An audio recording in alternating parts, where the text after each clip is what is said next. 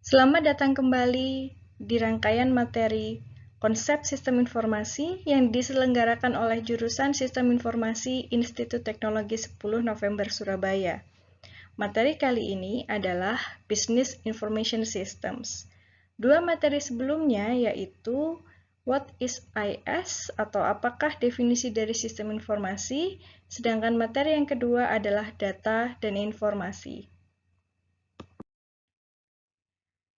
Kembali mengingat pertemuan sebelumnya, yaitu mengenai definisi dari sistem. Sistem adalah sekumpulan elemen, elemennya yaitu input, processing, dan output, yang saling bekerja sama untuk meraih tujuan tertentu. Selain itu, sistem juga terdiri dari feedback, yang fungsinya untuk memperbaiki input, proses, dan output. Contoh kali ini adalah sistem pencucian mobil. Inputnya berupa mobil yang masih kotor. Juga pada input, driver akan dimintai opsi akan mencuci untuk tipe yang seperti apa. Misalnya, cuci saja, cuci dan vakum interior, atau cuci kering dan vakum interior. Input ini akan mempengaruhi dari proses. Misalnya, jika driver hanya memilih cuci saja, maka prosesnya hanyalah menyemprotkan air, menyemprotkan sabun, dan menyikatnya dengan warna yang kuning terlihat di gambar di kanan dan kiri mobil. Kalau driver memilih cuci dan vakum interior, maka nanti di proses akan ditambahkan penyedotan debu untuk jok mobil, lantai mobil, dan semuanya yang termasuk interior. Jika pada input driver memilih cuci mobil dan dikeringkan atau wax, maka proses juga akan mengikutinya. Lalu apa outputnya? Outputnya adalah tentu saja mobil yang sama, namun value-nya bertambah, yaitu bersih sesuai dengan input yang telah diberikan. Sebelum kita memahami mengenai Business Information System, ada baiknya kita mengetahui definisi dari bisnis itu sendiri. Definisi bisnis berdasarkan Kamus Besar Bahasa Indonesia yaitu usaha komersial dalam usaha perdagangan. Bisa berupa bidang usaha atau usaha dagang. Sistem informasi dalam organisasi komersial biasanya bertujuan untuk menyimpan data penjualan harian, menghitung gaji karyawan, atau membantu pengambilan keputusan pada departemen tertentu, misalnya saja ini departemen SDM, yaitu membantu untuk menentukan siapa employee of this month.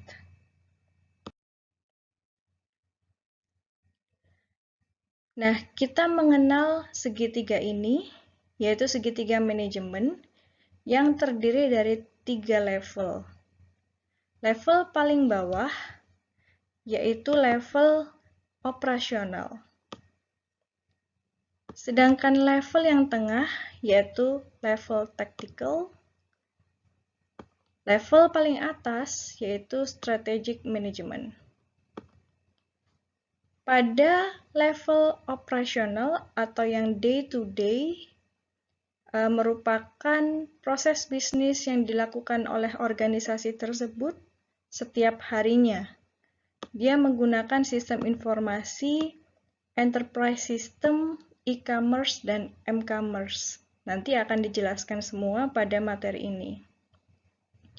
Pada level tactical, sistem informasi yang digunakan adalah manajemen information system dan decision support system. Strategic Management menggunakan sistem informasi knowledge management system dan specialized information system. Kita mulai dari paling yang bawah dulu yaitu level operasional.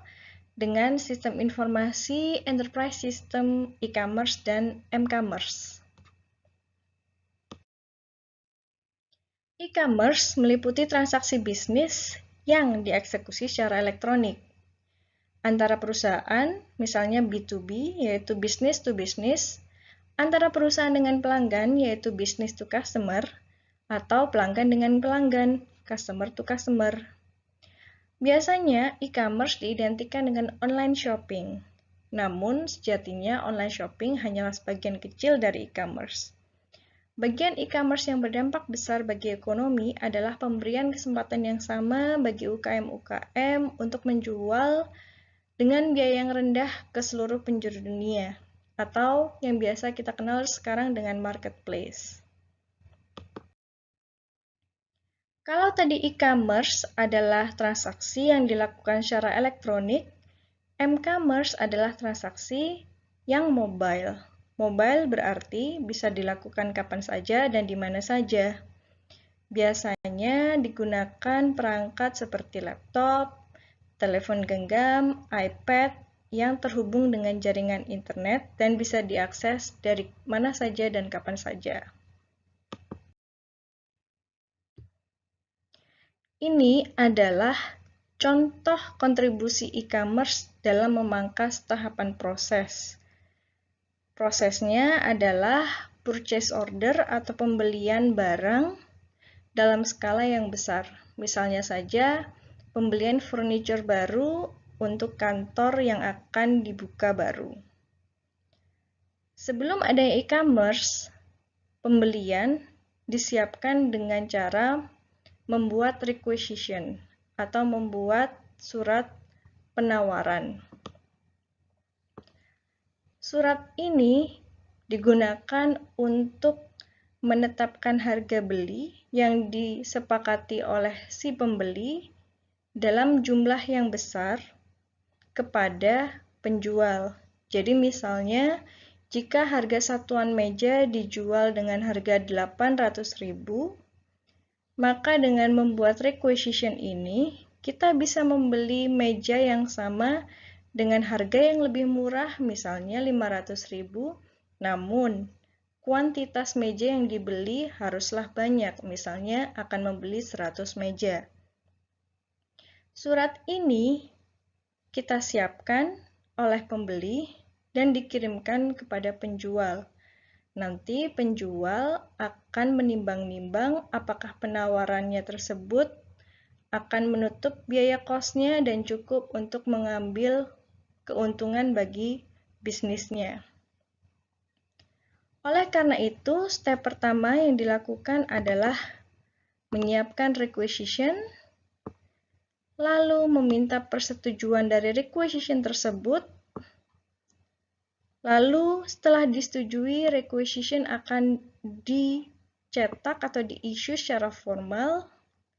Setelah itu baru dikirim ke purchasing department dan dikirimkan ke vendornya atau penjualnya, misalnya saja ini IKEA. Proses yang atas adalah proses yang tradisional sebelum adanya e-commerce.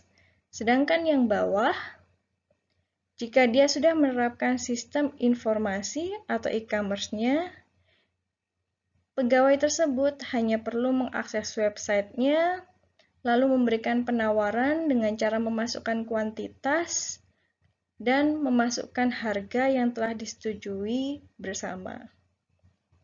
Setelah itu, dia akan mengirimkan purchase order ke vendornya langsung melalui elektronik. E-business memiliki cakupan yang lebih luas ketimbang e-commerce, karena e-business juga termasuk e-procurement, yaitu pengadaan yang diselenggarakan secara elektronik. Otomatis dia berhubungan dengan supplier. E-business juga berfungsi untuk mengatur internal organisasi dan partnernya. Sehingga e-business mencakup 3 ruang lingkup, yaitu e-commerce, e-procurement, dan internal organization. Berikutnya adalah enterprise system. Pada slide sebelumnya, kita sudah membahas mengenai e-commerce dan m-commerce. Enterprise system juga berada pada level operasional. Dia meliputi TPS dan ERP. TPS adalah Transaction Processing Systems yang digunakan untuk menyimpan transaksi bisnis harian. Sedangkan ERP digunakan untuk mengelola operasi bisnis perusahaan dalam site yang berbeda-beda secara global. Berikut ini adalah contoh dari Transaction Processing Systems atau TPS dalam konteks penggajian. Yang dinamakan sistem adalah yang berisi input, proses, dan output. Input dari payroll TPS adalah total jam kerja dan honor per jam. Prosesnya adalah pengalian dari total jam kerja dan honor per jam. Misalnya saja, total jam kerjanya adalah 40 jam, sedangkan honor per jamnya adalah 50.000.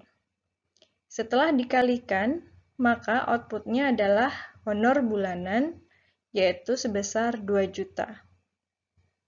Lalu kita bertanya, apakah dengan menggunakan sistem informasi tidak terlalu kompleks untuk hanya melakukan penghitungan sederhana seperti ini? Sebenarnya ini adalah contoh yang oversimplified atau terlalu disederhanakan. Pada kenyataan yang sebenarnya, dalam level organizational business, tentu saja terdapat beberapa level karyawan, misalnya karyawan yang memiliki honor per jam berbeda-beda. Misal, untuk level operasional, karyawannya memiliki honor per jam 50.000. Untuk level tactical akan berbeda lagi, level dari strategik berbeda lagi, sehingga kita perlu menyimpan honor per jam untuk masing-masing leveling. Juga, sangat memungkinkan untuk kondisi sekarang ini di mana penghitungan gaji tidak berbasis dari total jam kerja. Misalnya saja berbasis deliverables atau kinerja atau sesuatu yang dihasilkan untuk perusahaan tersebut. Sehingga pada proses bukan merupakan perkalian antara total jam kerja dan honor per jam, melainkan kompleksitas dari deliverables yang dihasilkan dikalikan satuan tertentu untuk menjadi satuan uang. Mungkin saja organisasi tersebut mempunyai leveling karyawan yang berbeda lagi, misalnya subkontrak, sehingga proses penggajiannya akan berbeda lagi. Perbedaan leveling karyawan dan juga tipe-tipe dari karyawan tersebut sangat mungkin untuk dihandle oleh sebuah TPS yang termasuk dalam sistem informasi dari level operasional, karena dia merupakan proses bisnis day to day atau yang harus dilakukan setiap harinya, setiap minggunya, setiap bulannya, diulang dengan proses yang sama. Contoh lain TPS selain konteks penggajian.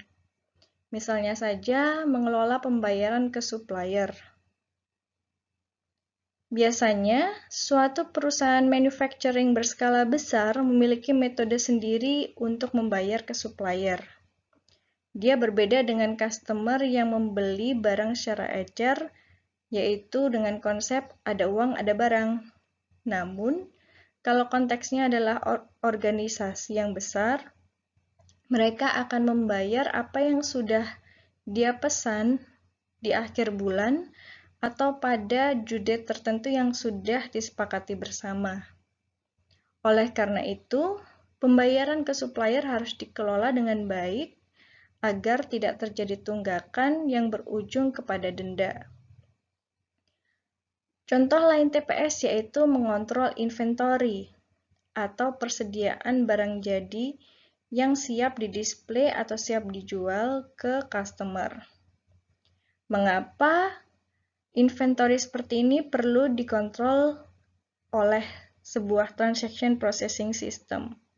Seperti yang kita tahu, untuk menghasilkan barang jadi, dibutuhkan barang mentah, mungkin juga barang setengah jadi, dan proses atau durasi pembuatannya. Sehingga inventory hari ini mungkin saja tidak langsung bisa dihasilkan oleh proses hari ini juga. Sehingga untuk mengontrol jumlah inventory yang siap dijual ke customer, perlu adanya penjadwalan ke belakang agar konsumen tetap bisa membeli barang yang dibutuhkan, tidak kehabisan. Contoh lain TPS yaitu mengirimkan tagihan atau invoice. Ini berhubungan dengan contoh TPS yang pertama tadi. Lalu yang keempat, memesan supplies. Jika tadi sebelumnya Transaction Processing System (TPS) berfungsi sebagai menyimpan data operasional ke dalam database, maka ERP bertujuan untuk mengintegrasikan data yang sudah disimpan oleh TPS dari masing-masing divisi menjadi satu kesatuan seperti yang kita lihat di tengah ini. Mungkin kita bertanya-tanya mengapa data dari masing-masing divisi diintegrasikan dan datanya bisa digunakan untuk lintas divisi. Jawabannya adalah untuk mengelola perusahaan dengan lebih baik. Bagaimana parameter lebih baik? Misalnya saja, untuk menjaga inventory dan supply agar tidak kehabisan barang, maka kita perlu mendapatkan informasi dari bagian sales, penjualan. Apakah minggu ini ada diskon yang mengakibatkan lonjakan pembelian?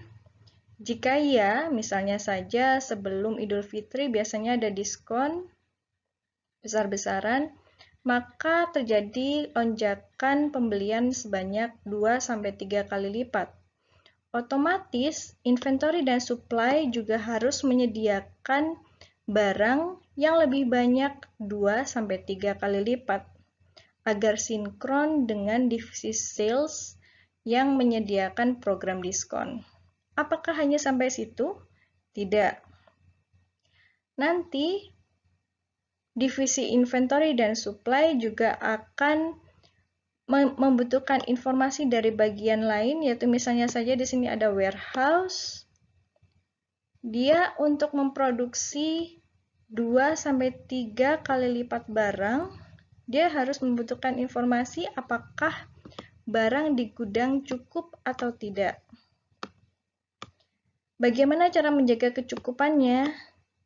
Yaitu dengan menghubungi supplier, meminta atau membeli barang mentah lebih banyak daripada biasanya.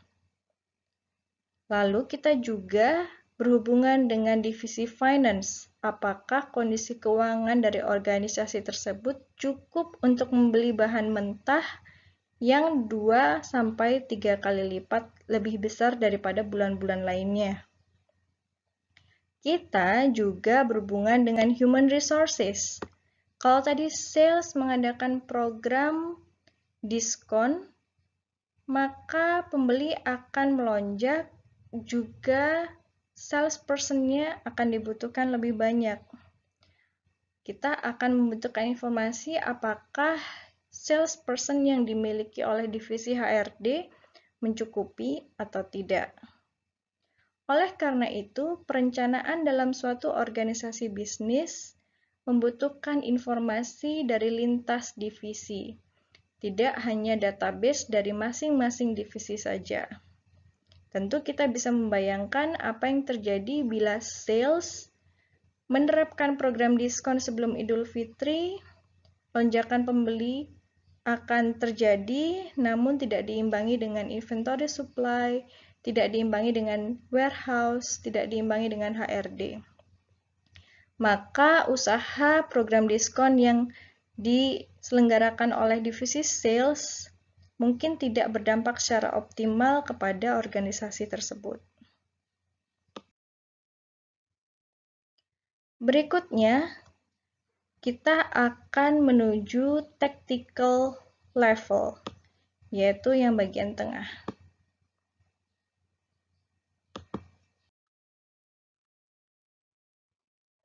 Tactical level biasanya menggunakan Management Information System dan Decision Support System.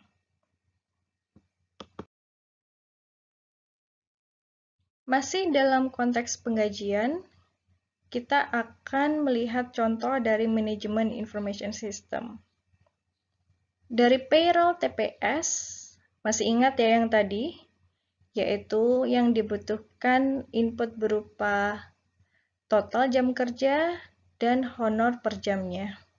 Outputnya berupa gaji karyawan A per bulannya sebesar 2 juta. Dari payroll TPS dihasilkan database absensi dan total honor yang diterima tiap karyawan. Namun, bagian keuangan perlu mengontrol pengeluaran organisasi bulanan untuk keperluan penggajian. Oleh karenanya, divisi finance perlu laporan bulanan yang berisi data honor semua karyawan untuk setiap bulannya. Contoh yang kedua yaitu personel MIS atau untuk manajemen sumber daya manusia. Misalnya saja, setiap bulannya akan dipilih siapa employee of this month. Suatu perusahaan memiliki kriteria siapa yang akan menjadi employee of this month.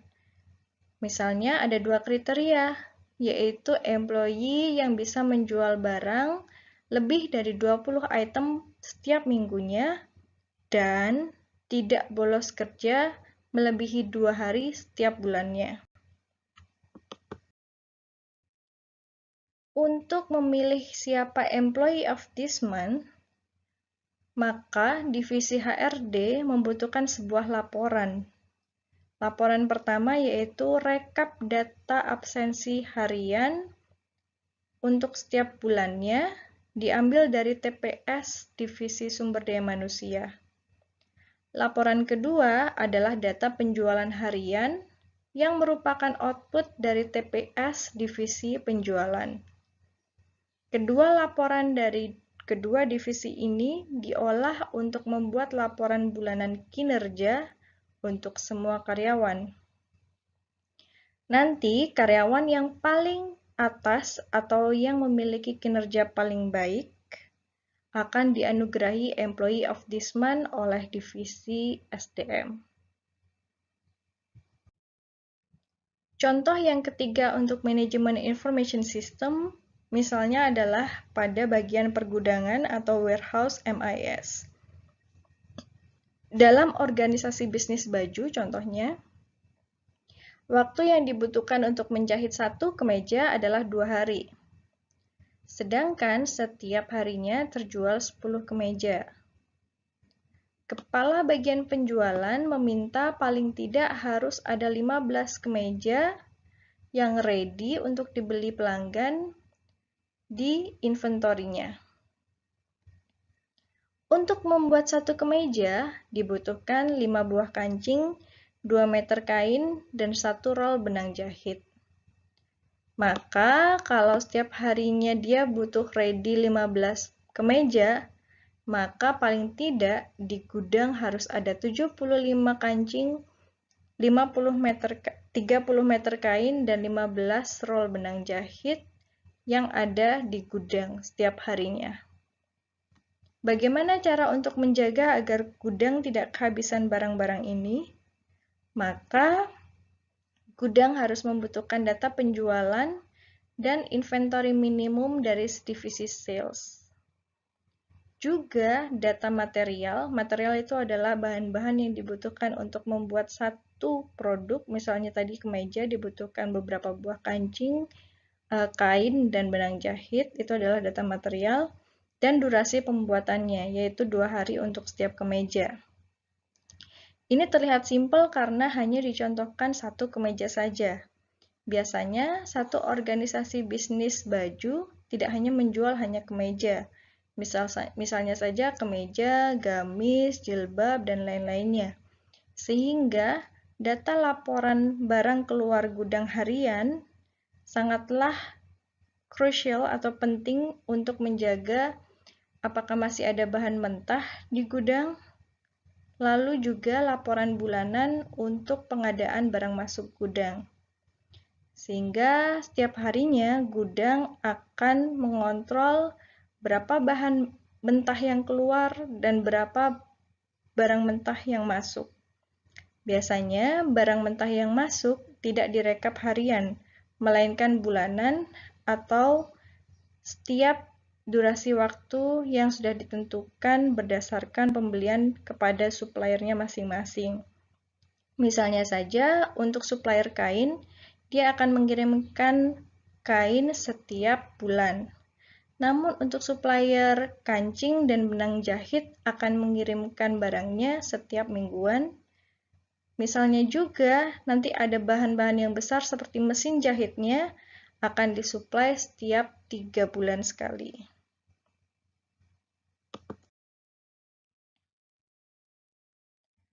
Manajemen Information System dari ketiga contoh sebelumnya memiliki input berupa database dari semua TPS lintas divisi. Prosesnya adalah kalkulasi, ini akan berbeda-beda untuk setiap konteks. Contohnya tadi untuk penghitungan gaji, prosesnya ada pengalian. Untuk proses siapa penentuan employee of the month juga akan berbeda lagi. Outputnya yaitu laporan atau dokumen yang diterbitkan setiap waktu tertentu, bisa mingguan, bisa bulanan, tergantung dari kebutuhan masing-masing divisinya.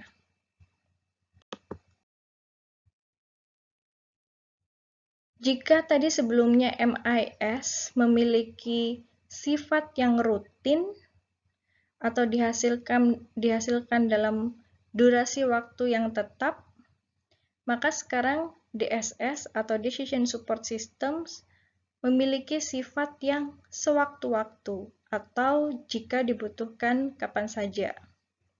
Tidak tentu setiap minggu, setiap bulan, atau setiap hari. Oleh karenanya, DSS merupakan sistem informasi yang digunakan untuk mendukung pengambilan keputusan yang permasalahannya spesifik atau khusus. DSS memiliki sifat unik dan kompleks ketimbang MIS.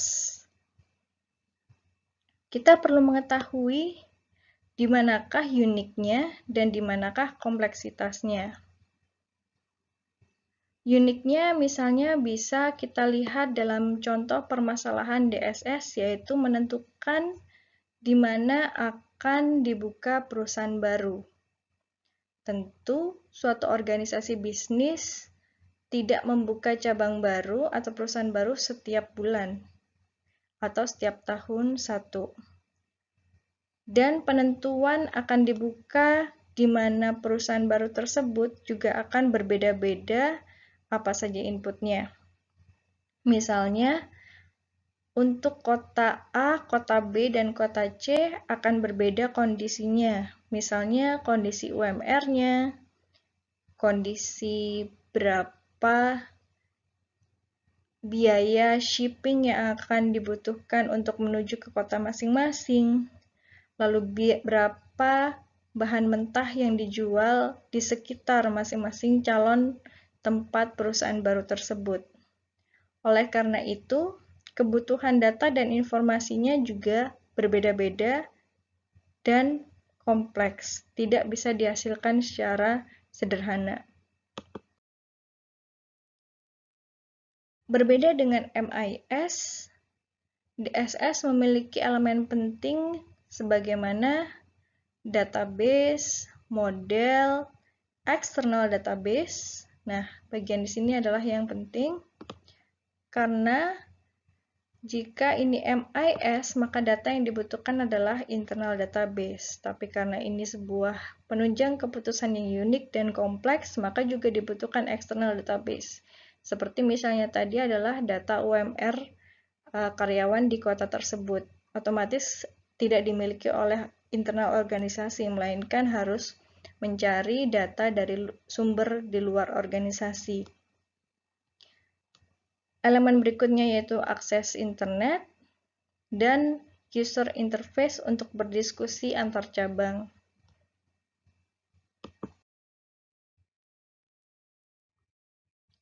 Kita tadi sebelumnya sudah membahas mengenai level operasional dan level taktikal. Berikutnya adalah level strategik. Level strategik meliputi Knowledge Management System dan Specialized BIS. Knowledge Management System yaitu sistem informasi yang digunakan untuk membuat, menyimpan, menyebarkan, dan menggunakan knowledge, serta pengalaman organisasi. Pada materi kedua, kita sudah sekilas mengenal perbedaan antara data, information, dan knowledge. Saya review sedikit saja, yaitu knowledge adalah gabungan antara beberapa informasi dan beberapa data yang ternyata lebih valuable ketimbang data dan informasi itu sendiri. Biasanya, knowledge dihasilkan oleh personel atau orang yang sudah memiliki pengalaman di organisasi tersebut dalam durasi yang lama. Knowledge tersebut biasanya ditulis oleh knowledge worker. Tujuan dari KMS ini adalah tidak mengulangi kesalahan yang sama atau menyeragamkan pengetahuan dan mempersingkat masa orientasi pegawai baru. Contohnya, ada pegawai baru, misalnya saja di divisi warehouse, kebingungan untuk memilih supplier mana yang akan dia hubungi. Perusahaan memiliki 3 supplier yang berbeda untuk menyuplai barang yang sama. Nah, dia bingung mau kontak supplier A, supplier B, atau supplier C, padahal ketiganya menjual barang yang sama. KMS bisa digunakan untuk melihat mana supplier yang tepat berdasarkan dokumentasi knowledge worker sebelum pegawai baru itu masuk. Misalnya, di KMS akan terdapat knowledge seperti supplier A bagus di kualitas namun pengiriman lambat dan harganya mahal. Supplier B harganya murah, bisa melayani pembelian di atas 100 item, namun harus pesan H-3. Kualitas barang dari supplier B tidak sebaik supplier A. Supplier C, kualitas sama dengan supplier B, berarti tidak sebaik supplier A ya. Harga murah namun tidak bisa pesan di atas 100 item pada hari H. Sehingga pegawai baru tersebut bisa menentukan supplier mana yang akan dia hubungi berdasarkan tingkat urgensi dan kualitas barang yang diinginkan.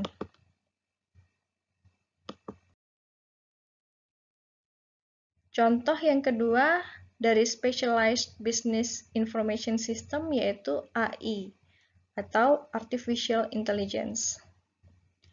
AI bertujuan untuk meniru kecerdasan manusia atau hewan, lalu diimplementasikan ke dalam mesin atau sistem untuk menyelesaikan masalah yang khusus.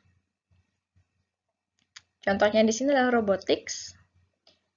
Ini saya berikan contoh robot Raisa yang merupakan robot hasil kolaborasi ITS dengan UNER dan dipakai untuk mengantarkan bahan makanan, obat-obatan, pakaian kepada pasien yang terisolasi pada suatu rumah sakit atau fasilitas kesehatan. Robotics bisa menggantikan tugas manusia untuk melakukan pekerjaan yang kompleks, berbahaya, rutin, atau membosankan. Robot Raisa ini bisa menggantikan tugas dari perawat yang berbahaya karena pasien berada dalam ruang isolasi.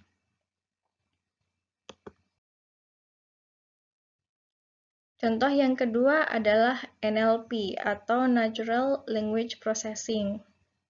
yaitu kemampuan komputer untuk mengerti bahasa manusia, baik lisan maupun tulisan. Tentu kita sudah akrab dengan ini. Contohnya adalah Siri, Alexa, atau smart home devices. Contoh berikutnya dari Specialized BIS adalah Learning Systems. Learning System adalah sistem dari komputer yang mengadopsi kemampuan manusia untuk belajar, learning, dari masa lalu untuk memberikan saran di masa yang datang. Contohnya ini adalah Netflix, Recommender Systems, yang bisa memberikan suggestion atau rekomendasi film apa yang cocok untuk kita berdasarkan movie yang sudah kita tonton sebelumnya. Jadi misal saya sudah menonton movie A, movie B, movie C, ternyata diketahui, dipelajari oleh sistemnya si Netflix bahwa genre yang saya sukai adalah action dan drama. Maka si Netflix akan menggunakan learning systems-nya untuk merekomendasikan film yang sejenis untuk saya tonton di masa mendatang. Ini contohnya, yaitu movie yang mungkin akan disukai. Ini jadi rekomendasi film-film di masa mendatang berdasarkan history yang sudah saya buat di Netflix. Kalau misalnya tidak cocok, saya bisa menekan tombol not interested. Maka data historinya juga akan diubah berdasarkan aksi yang saya berikan pada halaman ini.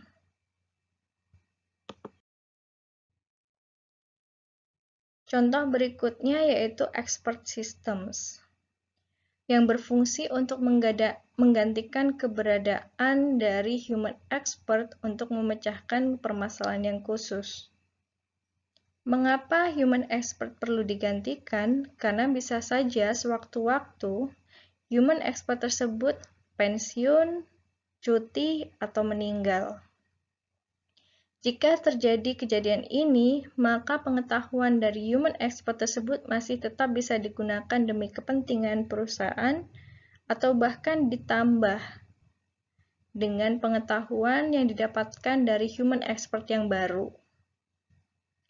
Pengetahuan-pengetahuan tersebut disimpan ke dalam yang namanya knowledge base. Berbeda dengan database yang hanya menyimpan data dan biasanya bersifat tabular, knowledge base menyimpan data, rules, if-then rules, prosedur, dan hubungan di antara data, rules, dan prosedur. Contohnya di sini adalah expert systems yang paling tua, yang paling lama ditemukan, yaitu Dendral dan Mycin. Mycin ini adalah expert system yang digunakan untuk membantu para ekspertis, membantu para dokter untuk mendiagnosa kelainan pada darah. Berikut contohnya adalah virtual reality atau simulasi dari kenyataan yang dibentuk dari lingkungan imajiner dan bisa dirasakan secara visual dalam 3 dimensi. Contoh pada gambar tersebut adalah seorang dokter yang sedang berlatih mengoperasi pasiennya dengan bantuan virtual reality. Mengapa dia perlu berlatih dengan menggunakan virtual reality tersebut? Karena dokter tersebut dituntut untuk memiliki akurasi yang tinggi. Misalnya saja dia akan mengoperasi bagian otak, sehingga tidak boleh meleset sedikit dan diperlukan berlatih untuk beberapa lamanya menggunakan software ini. Nah, ini adalah rangkuman dari Business Information System. Yang sebelah kiri, yang bagian merah ini adalah information system yang digunakan untuk mendukung business operations atau level yang paling bawah yang sifatnya rutin, harian, dan outputnya merupakan database per divisi. Yang bagian kanan yaitu manajemen support system yang mendukung manajerial dan decision making. Sifatnya bisa sewaktu-waktu lebih unik dan kompleks ketimbang business operations. Yang terakhir adalah sistem informasi yang memang sengaja dibuat untuk menyelesaikan permasalahan yang sangat spesifik di bagian strategical. Seperti expert system, knowledge management system, tadi ada AI, ada robotik, dan contoh yang sudah dijelaskan sebelumnya.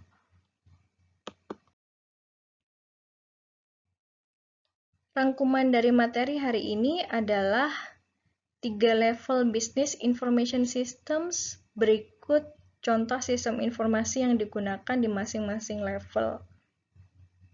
Misalnya saja, operasional ada enterprise system, e-commerce dan e-commerce. Pada level tactical ada MIS atau reporting dan decision support system. Pada level strategic ada specialized information system.